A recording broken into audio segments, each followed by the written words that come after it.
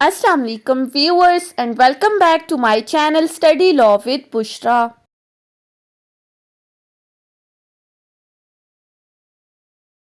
So we were discussing Civil Procedure Code 1908. We have discussed up till section 46. In this video we are going to start from section 48.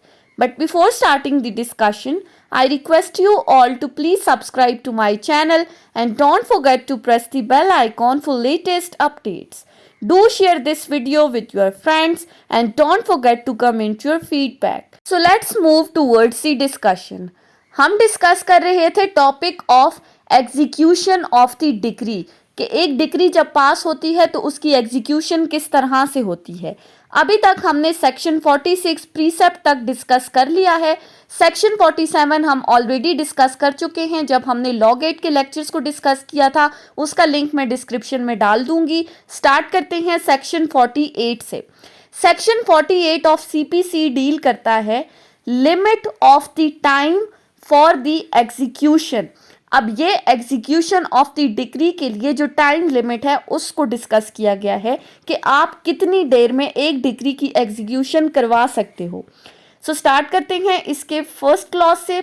Subsection 1 कहता है where an application to execute a decree not being a decree granting an injunction has been made. अब पहली बात इसमें कर दी है कि injunction से रिलेटेड जहां भी कोई डिक्री पास होगी वहां पर ये सेक्शन 48 अप्लाई नहीं होगा। इसके अलावा बाकी जितने भी रिलीफ्स हैं उनसे रिलेटेड अगर कोई भी डिक्री पास होती है तो ये सेक्शन 48 एप्लीकेबल होगा। फर्दर क्या कहा गया है, no order for the execution of same decree shall be made upon any fresh application presented after the expiration of 6 years. अब यहाँ पर कहा गया है कि आप किसी भी डिक्री को एग्जीक्यूट कराने के लिए कोई भी फ्रेश एप्लीकेशन उस कोर्ट के अंदर मूव नहीं कर सकते 6 साल के बाद। यानी कि जो लिमिटेशन टाइम पीरियड बताया गया है वो 6 ईयर्स का बताया है कि 6 साल के बाद आप कोई भी एप्लीकेशन मूव नहीं कर सकते कोर्ट के अंदर डिक्री की एग्जीक्यूशन के लिए। अब ये जो 6 साल का टाइम पीरियड है ये स्टार्ट कब से होगा ये फर्दर आगे बताया गया है। सो क्लॉज ए क्या कहती है, from the date of the decree sought to be executed. पहली बात कि उस डेट से जिस डेट से उस डिक्री को एग्जीक्यूट कराना था वहां से 6 साल का टाइम पीरियड स्टार्ट हो जाएगा और उस डेट से 6 साल के बाद आप डिक्री की एग्जीक्यूशन के लिए एप्लीकेशन मूव नहीं कर सकते। पहली बात। सेकेंडली, वेयर द डिक्री और any subsequent order directs any payment of the money or the delivery of any property to be made at a certain date or recurring periods, the date of default in making the payment or delivery in respect of which the applicant seeks to execute the decree। अब second clause में क्या बताया गया है कि decree तो पास कर दी court of law ने, डिक्री पास करने के बाद कोई सब्सीक्वेंट ऑर्डर अगर कोर्ट की तरफ से किया गया है, बाद में कोई ऑर्डर पास किया है कोर्ट ने, लेट सपोज कि आपके खिलाफ कोई मनी डिक्री थी जिससे रिलेटेड डिक्री पास हो गई। अब उसी सूट से रिलेटेड डिक्री पास करने के बाद कोर्ट एक ऑर्डर देती है कि लेट सपोज 6 दिन के अंदर अंदर आपने ये पेमेंट करनी है, वो पेमेंट जिसके अगेंस्ट डिक्री पास हुई थी। अगर तो कोई पर्सन उस टाइम पीरियड के अंदर यानी कि 6 दिन के अंदर अंदर वो पेमेंट नहीं करता, यानी कि कोर्ट के ऑर्डर को डिफ़ॉल्ट कर रहा है, जो सब्सीक्वेंट ऑर्डर कोर्ट ने पास किया है उसको पूरा करने में डिफ़ॉल्ट कर रहा है, तो जिस डेट से उस ऑर्डर को डिफ़ॉल्ट किया है उस दिन से 6 साल काउंट होंगे और उन 6 सालों के बाद आप डिक्री की एग्जीक्यूशन के लिए एप्लीकेशन मूव नहीं कर सकते। सो सबसेक्शन 1 ने क्या कहा, लिमिटेशन टाइम पीरियड 6 साल का है, लेकिन वो 6 साल स्टार्ट कब से होंगे, पहली बात उस डेट से जिस डेट से आपने डिक्री को एग्जीक्यूट कराना था। सेकेंडली, अगर कोर्ट ने कोई सब्सीक्वेंट ऑर्डर पास किया है डिक्री के बाद और आपने उस सब्सीक्वेंट ऑर्डर को डिफ़ॉल्ट किया है तो जिस दिन से उस ऑर्डर को डिफ़ॉल्ट किया है उस दिन के बाद से 6 साल काउंट होंगे। क्लॉज 2 को अगर आप देखें तो क्लॉज 2 कहती है nothing in this section shall be deemed. अब इसमें कहा गया है कि ऐसी सिचुएशन में क्लॉज 1 में जो बातें की गई हैं वो एप्लीकेबल नहीं होंगी। कब नहीं होंगी?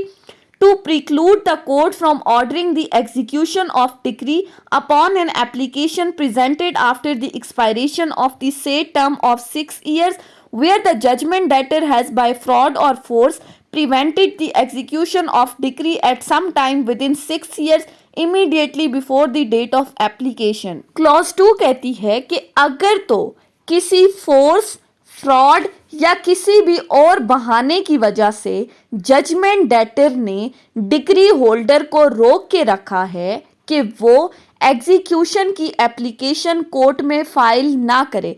हमें पता है कि जब भी डिक्री को एग्जीक्यूट कराना होता है तो उसके लिए हमें एक एप्लीकेशन फाइल करनी पड़ती है। एप्लीकेशन के बगैर डिक्री की एग्जीक्यूशन नहीं होती।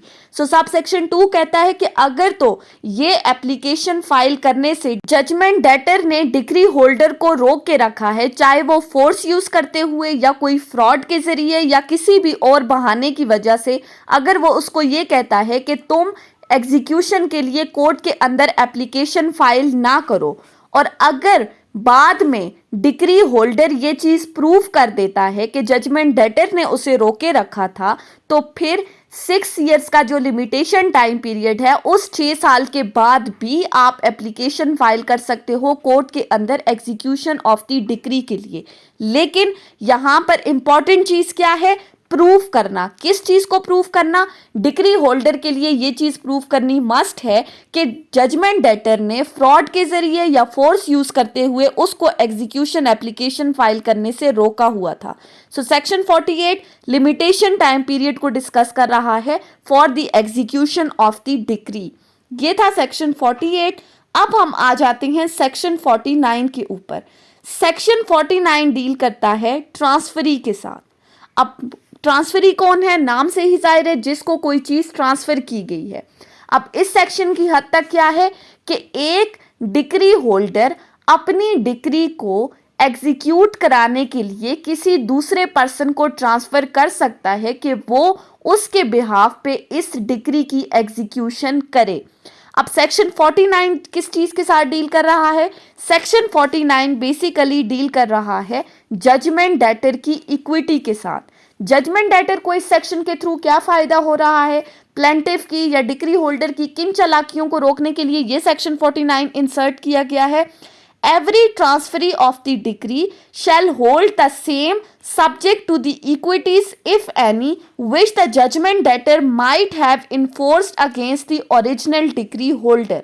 अब इस सेक्शन में क्या कहा गया है? लेट सपोज हमारे पास दो पार्टीज हैं, ए और बी। ए क्या है? डिक्री होल्डर है। बी कौन है? जजमेंट डेटर है। डिक्री होल्डर के फेवर में एक डिक्री पास हुई है, लेट सपोज 20 लाख की, लेकिन इसके बरक्स जजमेंट डेटर के पास भी एक डिक्री है जो इस पर्सन के अगेंस्ट है, और वो डिक्री कितने की है? लेट सपोज वो डिक्री है 10 लाख रुपीस की।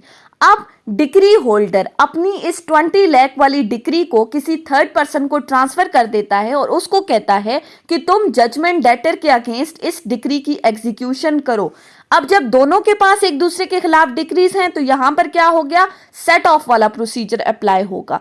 तो अब ऐसा नहीं है कि डिक्री होल्डर ने जो तीसरे पर्सन को अपनी डिक्री ट्रांसफर की है वो थर्ड पर्सन 20 लाख की डिक्री को ही एग्जीक्यूट करेगा, ऐसा नहीं है। बल्कि प्लेंटिफ की डिक्री होल्डर की इन्हीं चालाकियों को रोकने के लिए ये सेक्शन इंसर्ट किया गया है, और ऐसा होगा कि इनके दरमियान डिक्री से रिलेटेड सेटलमेंट होगी और जो रिमेनिंग 10 लाख हैं उनसे रिलेटेड फिर डिक्री की एग्जीक्यूशन कराई जाएगी।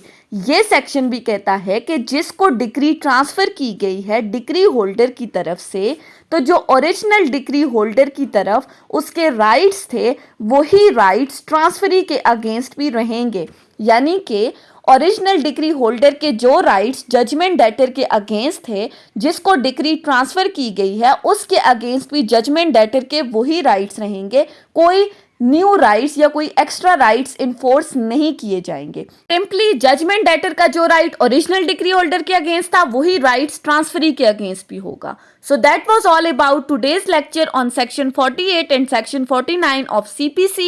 I hope कि आपको ये लेक्चर समझ में आया होगा अगर आपने इस वीडियो को अटेंटिवली सुना है तो। अगर आपको ये वीडियो अच्छी लगी है तो इस वीडियो को लाइक करें, कमेंट करें और चैनल को ज़रूर सब्सक्राइब करें। Thank you so much for watching this video. Till then, अल्लाह हाफिज़।